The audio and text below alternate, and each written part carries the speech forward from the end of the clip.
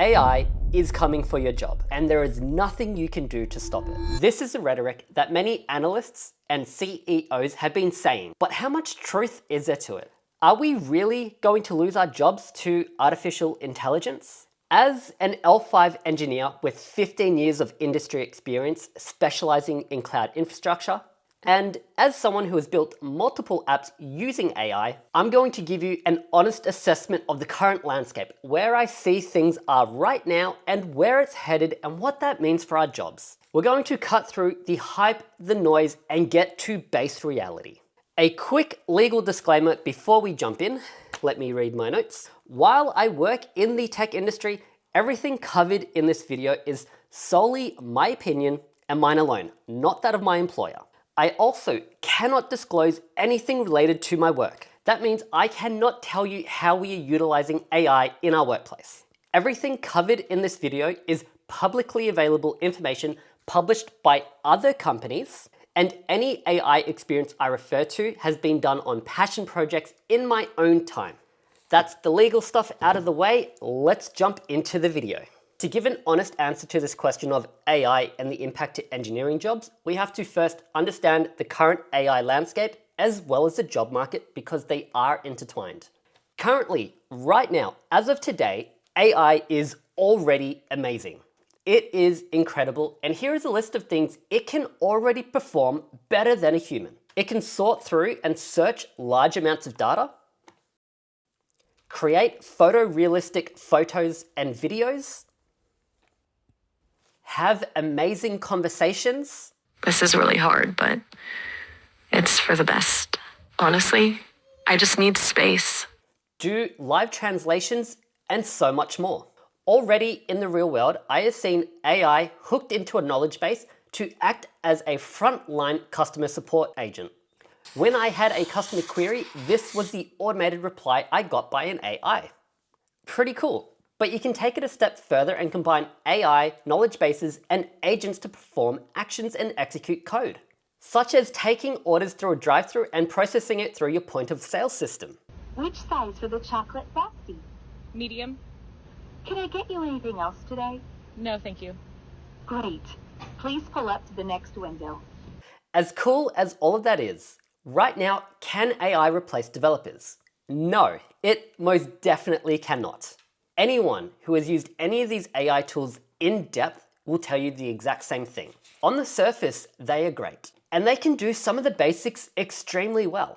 However, every time you ask it a question, you get a different response every single time, so there's no consistency. The quality varies, and you always have to check for broken things, bugs, and vulnerabilities. For example, I vibe coded a very simple to-do list application in this video. I ran this experiment 5 to 10 times, each time getting different results with different bugs introduced each time. And that was on something very basic. When you start throwing more complex things, it often just gets it wrong, and confidently wrong at that. It is not going to replace you just yet, but what it is doing is making you more productive. Currently, AI is a tool which I like to call a force multiplier. Take this serverless website I made, which is hosted in AWS. This is a basic diagram. At the moment, it was made through ClickOps. That is, I clicked buttons through the console rather than executing it through code using CloudFormation or Terraform. If I was to code this from scratch, I would have to go to multiple different websites to get the documentation, cobble it together, and get it working. It'd probably take me half a day to a day to get right. However, if I used AI, I could get it to spit out a template that is probably going to be about 80% right. I still need the technical knowledge and to fix up all the bugs and things it got wrong, but all of a sudden, something that might have taken me a day will now take me a couple of hours. That is a 400% productivity increase.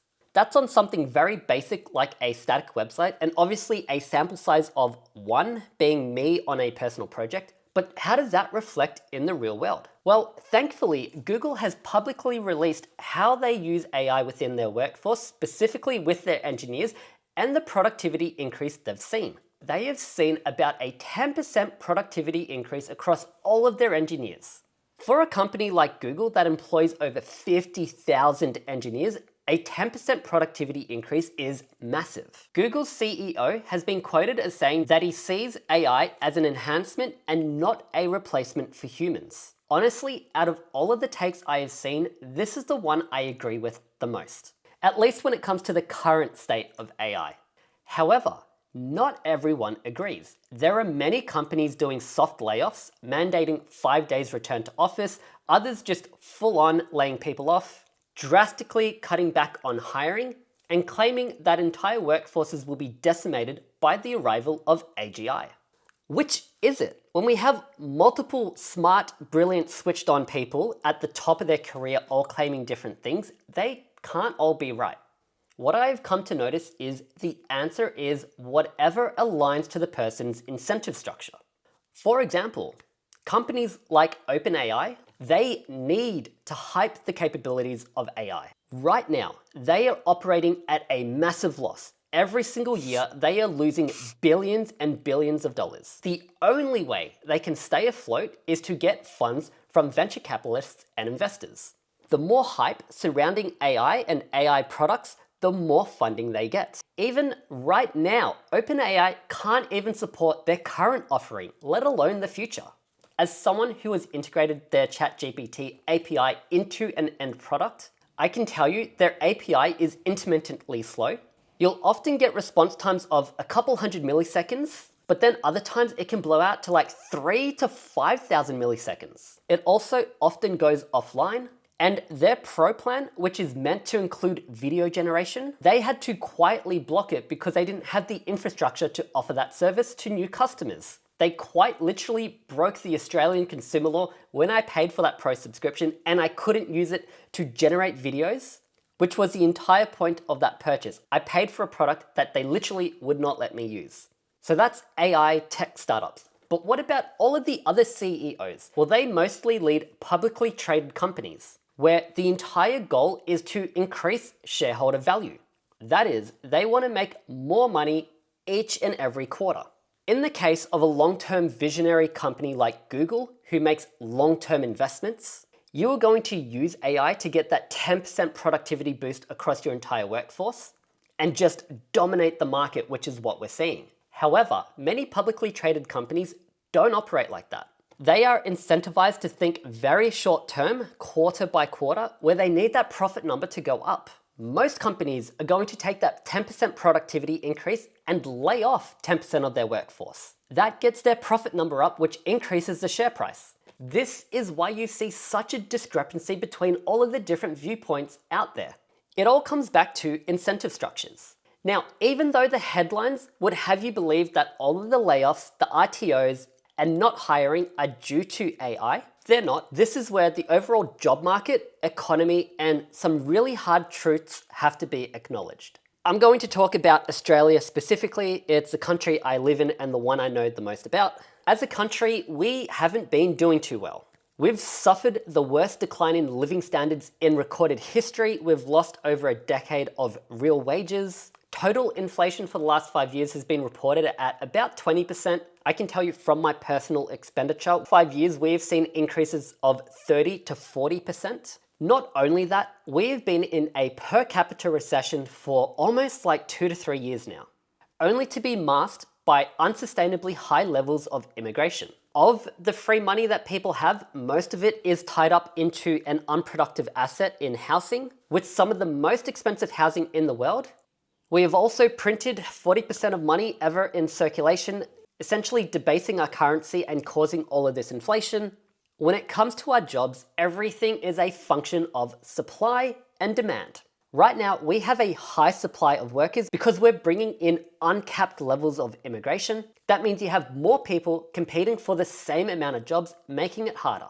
You then have the decrease in spending and jobs available because of the current state of the economy. That is all to say that it's not AI, but rather the current state of the economy that is driving this poor job market we're seeing at the moment. If things were going great and the economy was booming, I guarantee you there would be no mass layoffs. Companies would take that 10% productivity increase and reinvest it back into the business, because that's what you do when times are good. You reinvest and you spend more money. So where to from here?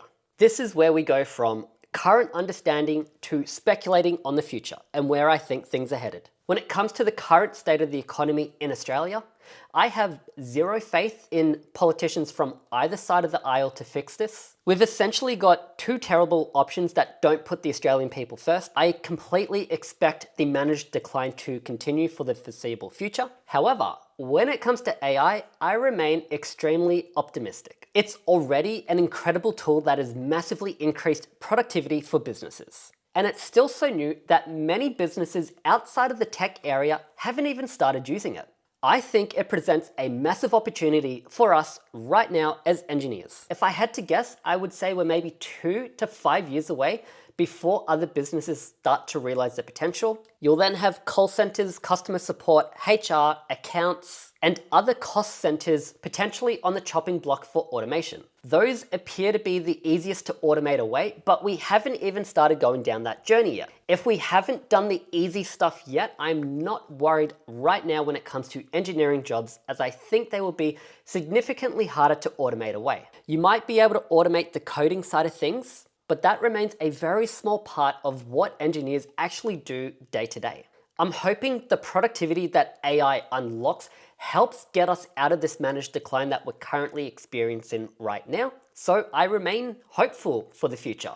One thing that remains unclear to me is if we have a look at the progression of AI so far, it's been exponential. Like, this was the progress made in 2 years. We went from sloppy AI generated to almost photorealistic video with a single prompt.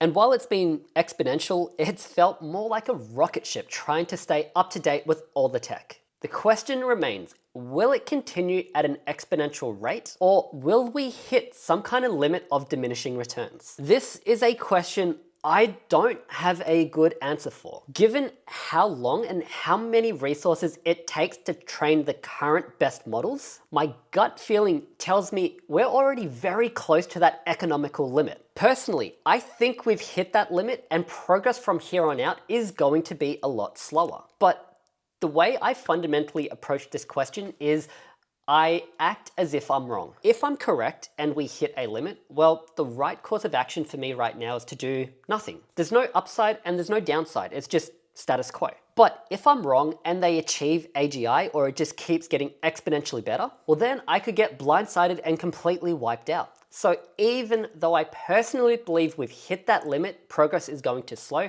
right now I operate on this hypothesis. It's going to keep exponentially increasing, potentially hitting AGI. Not because I think it's likely, but it's a rational position for me to take to minimize the downside risk for me and my family. So here are 5 things I am doing in the unlikely case that I'm wrong about everything I talked about in this video. Number 1, building up an emergency fund. We currently have a month of savings. I want to boost that to 6 to 12 just in case. Number 2, staying up to date with AI and using it every single day. I think this is just a good must do anyway. Number 3, I want to keep progressing my career. If I analyze this as a business who are doing mass layoffs, generally you're not going to fire your best performers. It's not a guarantee, but I want to do whatever I can to stay in that top 5 or 10% within the industry. Fourth, it's also not what you know, but who you know. I want to put more effort into building connections within the community. That means going to meetups and getting in touch with more people. And finally, I want to build a SaaS product that solves a real world problem with paying customers. I'm not doing it yet because it requires too much of a time investment and I can't take that away from work, family, or YouTube. But if AI gets better and it can reduce that effort to go from months worth of work to maybe a weekend, well then that is something further I can do to de-risk. In conclusion, no, AI is not going to replace us, at least not anytime soon. It will, however, make us more productive, and if that translates into more opportunities or job losses, is more of a reflection of the current state of the economy and the incentive structure for businesses. Potentially, this could change in the future, but I really do think we're going to hit that soft cap where it doesn't become economical anymore to throw resources at LLMs.